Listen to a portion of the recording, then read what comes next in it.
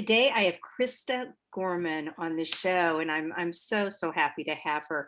Krista is a physician assistant who only 3 weeks after graduating from her PA training program suffered cardiopulmonary arrest and died while in labor with her daughter Maggie. During the 8 minutes she was without a detectable heartbeat, her consciousness transitioned into what we call the afterlife, where she underwent a profound reconnection with the most divine love that she experienced as the universe.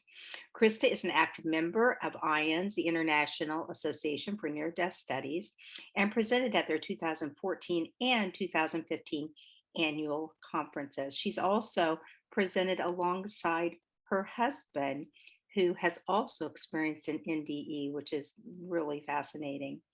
Some of her story and lessons she learned in the afterlife are shared in her book, Died and Learned How to Live, that you can find on Amazon. Welcome to the program, Krista. Thank you so much for having me. So happy to be here. You're very welcome. So tell us a little bit about, before we jump into your NDE, and the reason I'd like to ask about your childhood is if you had a strong religious or spiritual background, and then then this experience happened. So tell us a little bit about that. Sure. Well, I was brought up in a Catholic home. Both my parents went to Catholic school. My father went to a Catholic college, and we went to church every week, celebrated all the holidays. It was, and religiously went to church. And so I always had this sense of, a God, and I had a special sort of affiliation to Jesus because I just felt a love from Jesus. So I always loved to hear the stories about Jesus, and the ones where he was, hurt by people always made me cry in church. And even as a teenager, and even as an adult, I've ventured back into church, and the stories just bring tears to my eyes. But yeah, so I grew up in that, and then when I was in my early teens, I started to question things because I felt like there was a lot of hypocrisy around me with regard to, going to church and learning the teachings, and then leaving church and behaving in a way that didn't reflect the teachings. In my young person's estimation, yes. Very idealistic, very absolute, black and white. And so I left the church after my confirmation. I left the Catholic Church, and I just sort of was open. I just was open to everything. And I'd been to services at various churches, establishments, and never really felt connected to any of it fully. But I knew that, there was this sort of spirit element in my life, and I knew that I was a part of it, and that, that led me to nature, being in nature. Nature was my higher power. Nature was my God. Nature was the place of solace for me. It's where I felt most like myself, and still is, actually. And then, going into my NDE, I had struggled with my own sort of energies during my life. I always felt everything very deeply. Other people, I didn't know how to distinguish between them and me. And I used alcohol. My father was always a daily beer drinker, Irish man. And I used alcohol as a way to sort of dumb down or numb down those feelings. It made me feel calmer for a while. And then it stopped working for me. So I found a 12-step group when I was 22 really. And then finally, about 24, I stopped drinking alcohol. And I would go to meetings, and that was my church, and found my congregation, and I really connected. And I remained sober all this time. That was, geez, that's 26 years ago, 28 years ago. I don't even remember anymore, but because it doesn't matter. But it does. It does and it doesn't. But I've found that, clearing that energy allowed for the depth of other energies to come in, like through nature and through other people. So going into my NDE, I didn't have the Catholic religion, and I didn't have any dogmatic kind of teachings that I adhered to. I was just sort of free with it and flowing with it. Yeah. Interesting.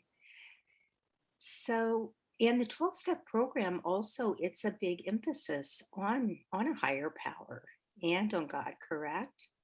They use God, they use the word. Yes, Yeah. yes. And I never connected with that so Right, much. right. I Yeah, connected with how it made me feel. right, Yeah. right. So tell us about your NDE when you were having your darling little girl Maggie.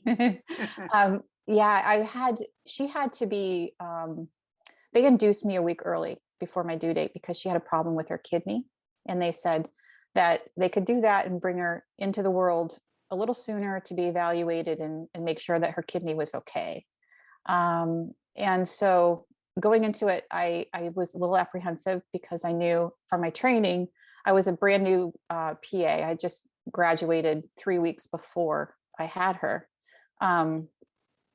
And I knew that an induced labor, especially the first pregnancy, there's a higher chance of you actually ending up having a C-section as opposed to a vaginal birth. And I really wanted to deliver her myself. So I agreed to it, but there was this part of me that was sort of holding back. And then I started the induction, and I had a reaction I had to be given an antibiotic through the IV. I had a reaction to it that I didn't realize I was allergic. But I felt these palpitations in my chest almost right away. And so they stopped that. And the next morning I was still in labor. They had induced it with Pitocin. And so that makes the contractions very strong. And I was labored through the night, hadn't dilated very much. Again, not abnormal with this type of a delivery. And I asked for an epidural. Well, they had given me the epidural. And then not very long after that, Maggie's heart rate dropped very low. So having the training that I had, I knew that the first time that happens, it has to happen just one time where the heart rate drops below 60 beats per minute in the fetus or the baby, that they do just take you right for a C-section. There's no questions asked. I had exactly the same experience with my son. Exactly what you're saying. Wow. So definitely following. So yes, it was that sort of a situation. So there was a nurse midwife there that came in, and she said, I have to put an internal monitor on Maggie, and which is it's a corkscrew, and they put it right into their scalp. And I had done it myself as a student, and I cringed at the thought, and I cringed at the idea of having to undergo a C-section, but I knew that it was necessary, and I was in acceptance of it. So as soon as I did that, she must have reflexed and kicked very hard, because she did feel it, and she kicked amniotic fluid into my bloodstream. She kicked so hard, and that started to travel around my body, started foreign, and started surrounding it with all sorts of inflammatory cells, and creating these little clots. And the blood very quickly travels to your lungs, and it started to clot off, I'm sure, the periphery of my lungs, the vasculature there. And so I couldn't perfuse oxygen. And I started to feel the same palpitations in my chest that I had felt the night before. But this all happened in seconds. Yes. So they very quickly responded. And the last thing that I remember was being wheeled out of the room, heading towards the OR. And I was trying to get air in. It was like sucking air through a teeny tiny little straw. I just could not get any more. And I felt I was passing out. I was dying. My heart was stopping. Right. And I felt this peace, this sort of grace come from behind me. And it was just like the most peaceful feeling. There was no fear at any point, actually. It was pinpoint focus and determination to breathe, and period. That was it. That was all that existed. And when that peace came over me, I completely relaxed into it. And the next thing I knew, I was, my vision, I could see, as if, like I'm looking at you, but I was very high above what was my body. I didn't know it was my body or a body at all. I didn't have a name for it, but I was up there, I was looking down, and I watched as these little black particles, tiny black particles, just this cloud of them, but in sort of a pinpoint, and then kind of fanned out, but they were racing up towards me where my vision was. And they sort of surrounded me like a cloud, like a static cloud. And I was very neutral. I was very, very relaxed. I was still Krista, in the sense that I know myself sort of in my head and my body a bit, but more so in my consciousness. And I do this because it feels like that's where it was at the time. Right. And I was just observing, and I saw my daughter being born. I saw her in a blue towel, and then my doctor handed her to somebody at my right shoulder, who took her and turned around really fast. And I was looking, and I wanted to know, I was like, what is that? What is that? And it started to feel a little bit familiar. And I sort of floated to the other side, and there was somebody putting a catheter in my chest. I later found this out. But at the time, again, I didn't know that any of these people around me were people, or that what was going on. I didn't know that was me. I didn't have any memory of being a human being. You didn't know that was you. No, I had So you no didn't memory. know, you didn't know that was your daughter. I didn't know. Yeah. No. I was just observing a scene. It was like watching a movie, but you didn't have any names for any of the objects or things in the movie. It was And like no emotions really, or just no. observing. It Yeah. was a curiosity and interest, Yes. very detached, very peaceful, benign, sort of neutral feeling, like I was just there. And then I started to feel more attached, like more determined to know what was going on. And as that feeling grew, I felt a tug to my left. And I felt like something pulled me, and I sort of resisted. Like I really want to stay here and find out what's going on. Mm-hmm. And it pulled harder. And so I said, I like basically felt, okay, like I'll go. I released my resistance. So once that happened, I was moving very fast through the wall had become sort of liquidy. And I moved through that into this bright white space that was just a flash. And then from there, I moved into this dark space, which was the particulate material that I was, but much, much more of it in this space. And I was still moving. I was moving through it, and I was sort of absorbed into it. And I was just moving very fast. And then I remember turning in my vision, again, I could see the wall would sort of become sort of a liquidy, grayish black with a little white in it. And then it would be the dense particles again. And then I just stopped, and I had this download of information. It was like a funnel. And it was like all the questions I'd ever had in my life, all answered at once. And they all came down to one answer, and it was love. And at that moment, I just felt this love permeate me. And it was just all encompassing, and it was everything. And it was eternal. It was unconditional, like just, it was perfect. And I just remember just this feeling of, like utter, thank you, Right. And then I saw over to my right, there was this little pinpoint of white light, and I wanted to go to it. I have this desire to go to it. And it wanted me to come to it at the same time. So I started moving in that direction. And as I got closer, it got wider and bigger. And it was this sort of cloudy, whitish gray atmosphere in the circle. And I could see these shadow beings there. And in the front was a shadow being of a little boy. And then there appeared to be bigger ones behind it.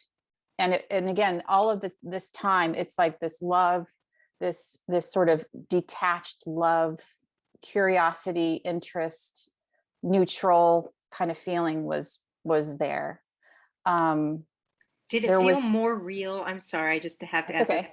Yeah, Did it feel, I hear so many from so many that it was more real than real. it's Was there hyper this real. hyper Yes, real? Yeah, it was like that for you too. absolutely. Because it was intensely real. Um, but not in an uncomfortable way. Right. It was it was so filled with feeling. Um, for me, again, this whole time, I'm not remembering I was a human being. I'm not remembering a life. Um, I'm just me there, Krista, her consciousness just there. Um, and as I got closer to these shadow beings, they sort of backed away from the opening a little bit and let me in. And I moved past, they sort of fanned out, and I moved past them deeper into the space. And then I looked around and I could feel them. They wanted my help. They all wanted my help. It wasn't just the little boy that needed my help. I didn't know where he was in the space anymore. It was all of them that needed my help. And I wanted to help them. I didn't know why they needed my help. Nobody spoke to me. It was all through feeling. And I felt back, I'm willing to help you. And they started to sort of dart at me and dart away, dart at me and dart away. And I could feel my energy being taken. Like they were using my energy. Right. That's what they needed. And then I realized that I was literally like diminishing there. I was losing myself for the sake of others. And I felt, no, I don't want this anymore. And I was taken out of there. And I started moving again out of that space back into the deep, like the dark, dense particulate matter, and through a less sort of defined opening that was also the particulate matter. And I emerged into this beautiful scene. It was, and I call it my Eden because it was so perfect in every way. The colors were so vibrant and beautiful, beautiful yellow flowers and green rolling hills. And there were trees dotting the hills and a blue sky and a rock waterfall. And then a deep evergreen forest to my right. And there was a sun over, like behind, sort of off to the left somewhere. It was lit from somewhere. And I merged with all of it. Like I merged with nature, with the rocks and the water and the grass and the trees and the sky. And I was one with it. And it felt utterly peaceful and so peaceful and beautiful. And I could have stayed there eternally, beyond time. Yes. And because there was no time. And then these beings appeared on either side of me, and they were sort of tan in color and tall, and they were sort of adorned in drapes, and they didn't have faces. And we communicated through feeling. And they felt to me, you can stay here, you can go to what comes next, or you can go back. And here was phenomenal. What came next, I didn't have a sense of. And going back, I didn't have a sense of. And I just paused just very briefly, and I felt back to them, I'd like to go back. And right away, I was moving backwards away from them, and they sort of turned towards me and communicated, if you go back, you need to share what you learned here. And I felt back to them, okay, and I'm willing. So the next thing I knew, I had this terrible pain in my chest, and I can remember moaning, and then they must have given me some pain medicine, and I was back asleep again. They induced a medical coma. So they were giving me pain medicine. They had also been working on me because my heart had stopped they lost my pulse for 8 minutes during that time. So I wasn't on a cardiac monitor. So I was clinically dead. And but nobody had, called my death.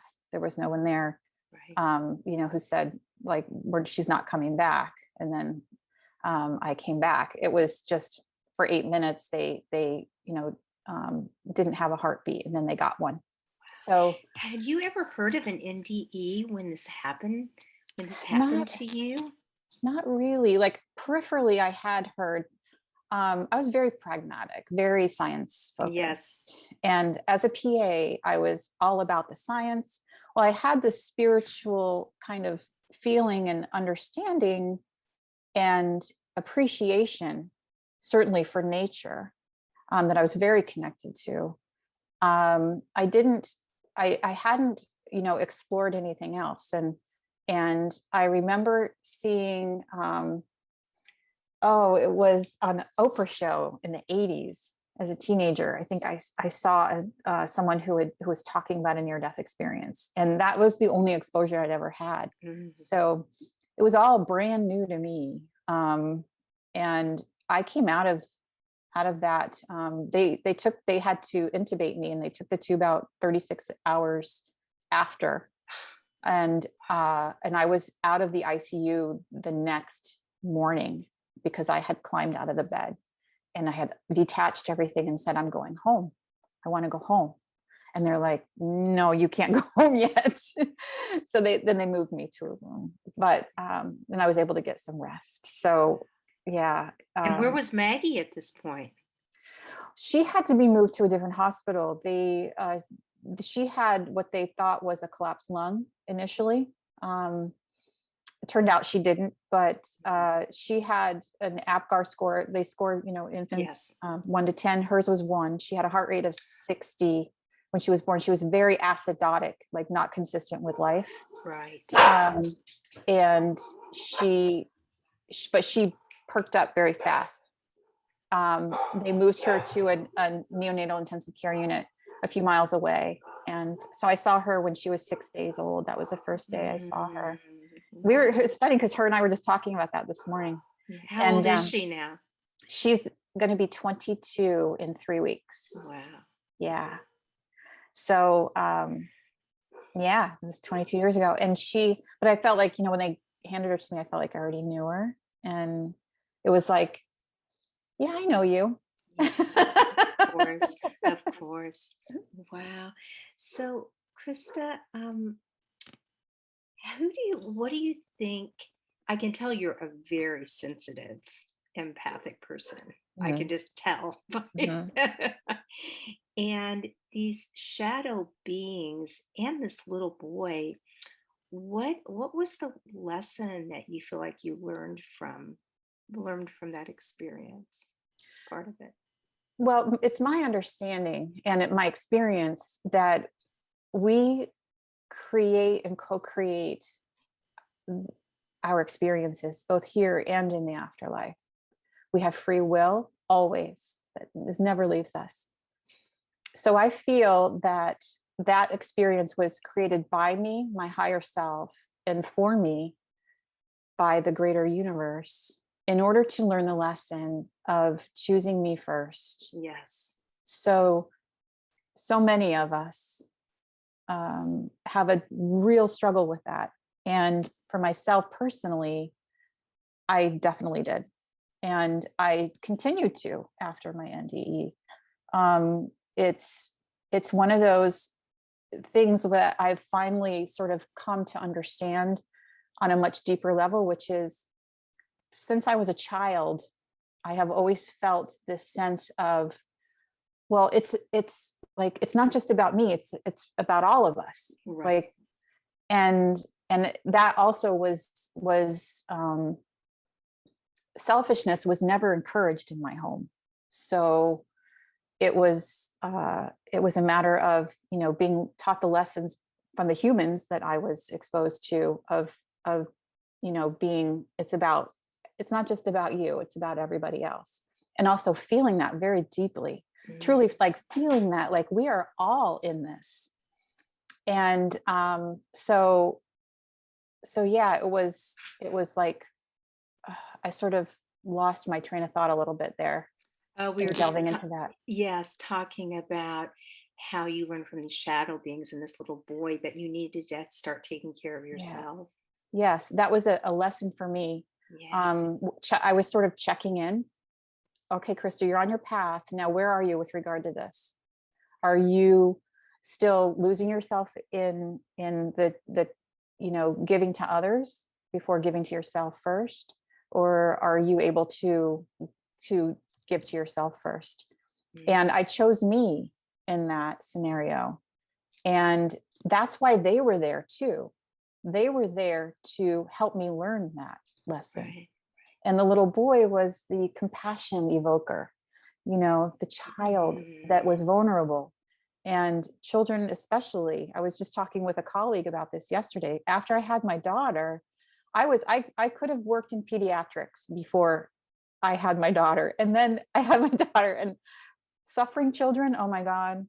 It's like yes. Yes. they really they affect me very deeply, and their suffering, and it's challenging for me to to not feel it, their suffering on a visceral level, Mhm. within myself. I still take care of them, but um Of course. but it was the child that was presented to me that it's like I knew, the universe knew that that would be the thing that would really draw me in. Right. It's Yeah. interesting because I haven't heard, other than Eben Alexander, who lost all of his memory, but I haven't really heard of someone and not knowing they're human or that. But it's interesting when you talk about the lesson of losing yourself because you always take care of others, and you also lost yourself in the NDE too, not just Yeah. seeing your energy being taken away, but you truly lost who you were. and Mhm. and that's huge. What a Yeah, huge lesson. it really is. It was like I was the purest form of myself Right. that exists. Mm. Wow. So I know you began researching, and is it right that you started having some dreams that brought you back to kind of brought you back to the experience? I had listened to an interview and you're talking a little bit about Jeffrey Long, and he had mentioned watch your dreams. Yeah. So, oh yes, this was so fascinating to me. I still am the observer. Yes, yes. So, so yeah, I was really, afterwards, I was not the same Krista that, before I went into labor. My family really weren't sure what to make of me. And they were watching me and seeing if I started to get better, meaning return to who I was before. All the Right. while, energetically, they're all wanting me to be the old Krista, wanting me, Mhm. drawing me back. And I didn't know how to be in the world that I was in. And initially, I was just purely blissed out. I was carrying that energy with me, and but I didn't remember my experience. But I was just walking around like everything's okay, like everything's great. Like what is everybody so Right. concerned about? And and I'm great. And before that, I was very type A, very like, oh yeah, I was a completely different person. And but I instinctively knew how to care for Maggie, and that just flowed. And my mother stayed for a couple of weeks after I got home from the hospital, and she wanted to be comfortable leaving because they were living in New York at the time. I was in Florida, and so she stayed, and she was watching me, and very gradually I started to sort of remember things. And it seemed like every few days, 2 or 3 days, I would wake up, and it felt like some of the cloudiness from my consciousness was lifted, and I was like, things seemed more familiar, and I could feel myself returning to who I was before. And I felt a little bit sad at that. And then I had a dream. Well, my experience came to me during sleep. Roberta Moore, who does videos for healthcare providers about NDEs and how to manage patients who have had an NDE. She and I talked and actually did a presentation together for one of the hospitals I worked at. But she said it came to you during sleep. And I said, yeah, that's a really good way to phrase it, because it was not a dream. It was the recall of my experience. And it was very vivid and very profound. And it answered a lot of questions I didn't even know I had. So I literally woke up one morning completely different.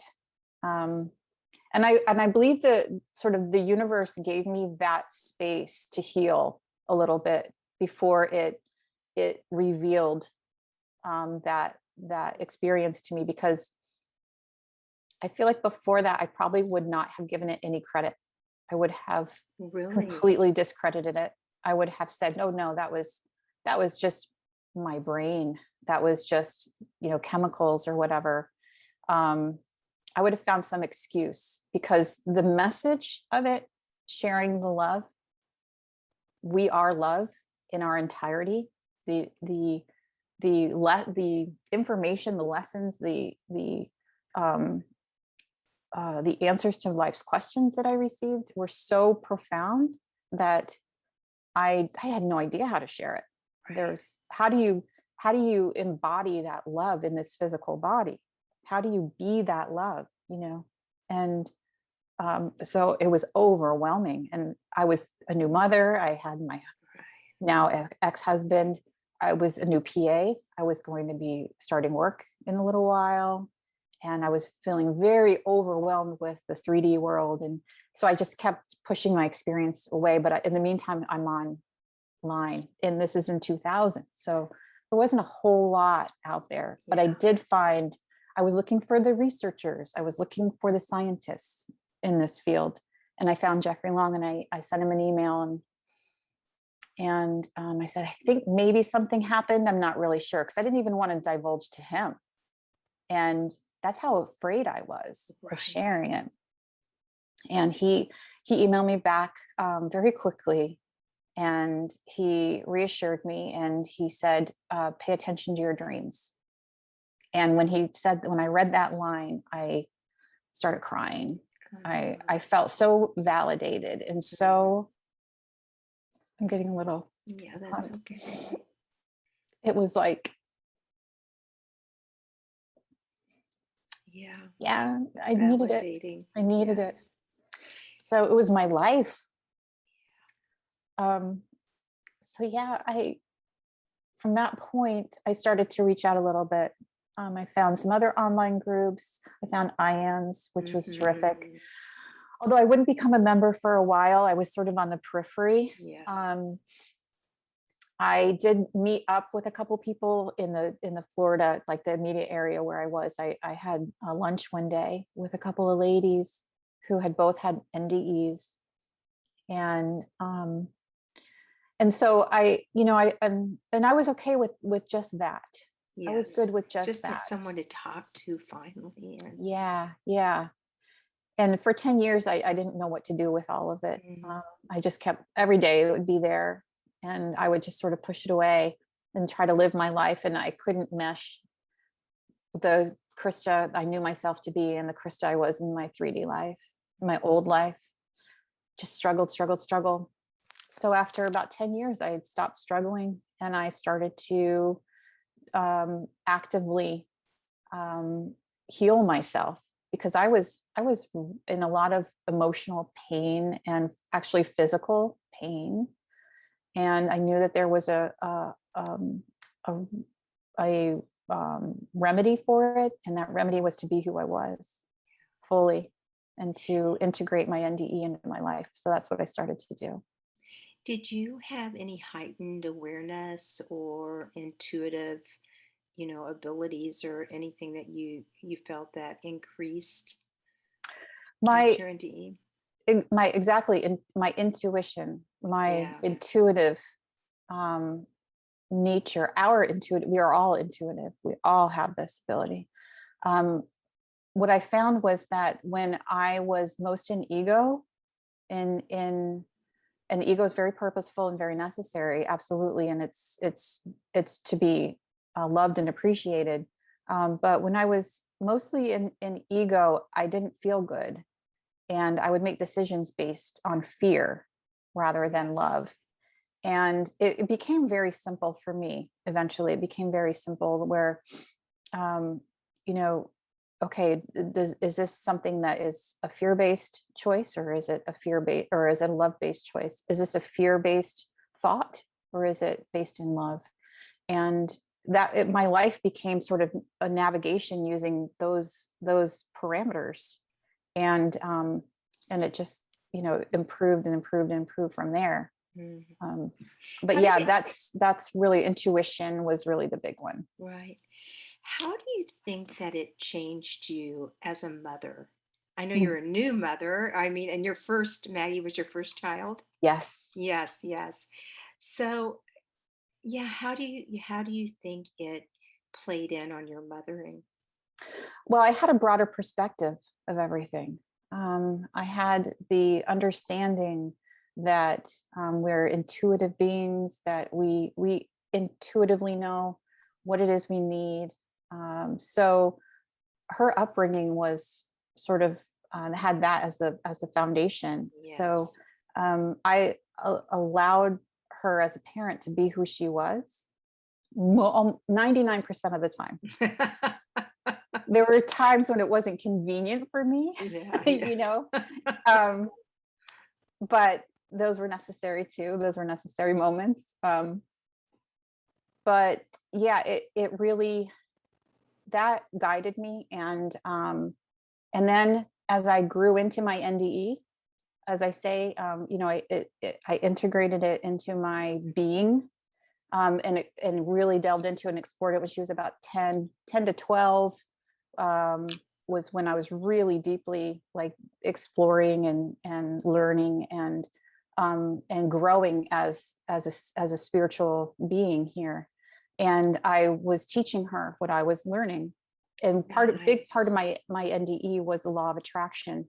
The law of attraction was actively um, um, uh, being, it was my NDE. It was a part of it. My desires were being met by the universe. I had an intention, a desire, and it was fulfilled like that. Because it was a non-resistant environment. It was a non-resistant realm, completely non-resistant. We're talking about energy, and everything is energy. Everything is vibrating particles, vibrating strings, as we say, and as they say in physics. But I'm no physicist, but I understand energy Yes. and the manipulation of energy. It can be manipulated. And so I taught my daughter that, and I taught her that she has the power to create her own life. And I reiterated it over the years and over the years. And she says it back to me now, Yes. and reminds me sometimes when I'm and I say I'm like 3Ding too much. I And, love it.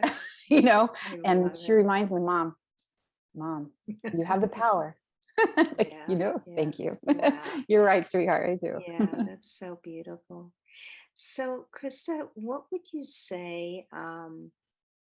What would you like to shout to the world about your NDE? What would you like to share some wisdom to the world? Probably the thing that just jumps to me right now is it's so simple. It's about love. It's about loving ourselves and other people. And the more that we can love ourselves, the more we're able to love other people and other things, plants, trees, water, the air, all of it is connected. I'm very much in alignment with Indigenous people and their beliefs and their desires for this earth and for the people on it. And we have the ability to create our own life, our own world, and we can do that. We have the choice, the free will to do that through love or through fear. And love feels so much better. and we Yes. deserve to feel good. Yes. So there you are. You have a Yeah. choice. Thank you. And That's it. just one other question. Did it change? How do you feel about, I don't like the word death, but how do you feel about that now? Are you fearful or? You know, the the Woody Allen quote, "I'm not afraid of death. I just don't want to be there when it happens." I Yes, think it's yes. hilarious because that's really what we all how we all are. Yeah.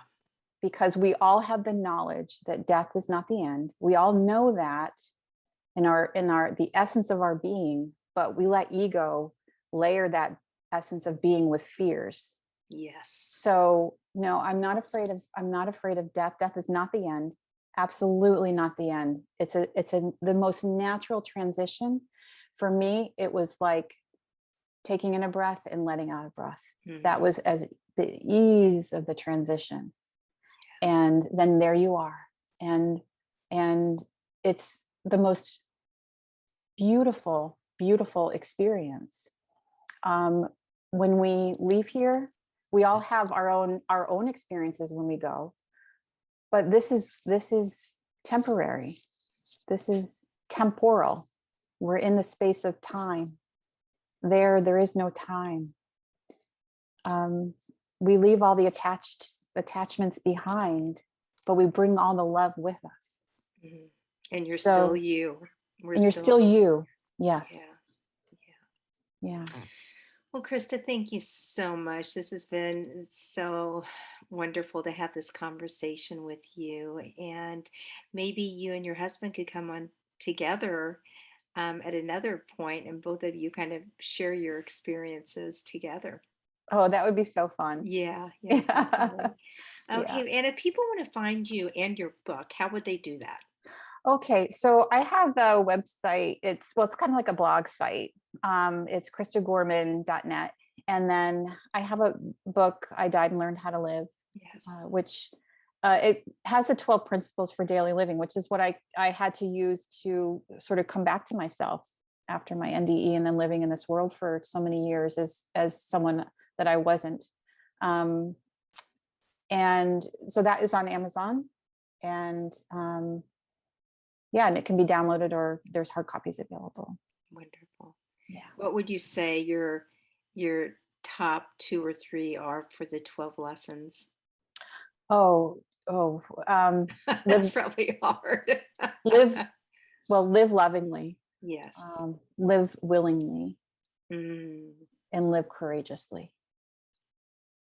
Yeah, beautiful. those top three, I think. Well, thank you so much, and Thank you. I'll be in touch soon. Okay. Okay, have a Thank great you. rest of the day. Bye bye. You too. Bye bye.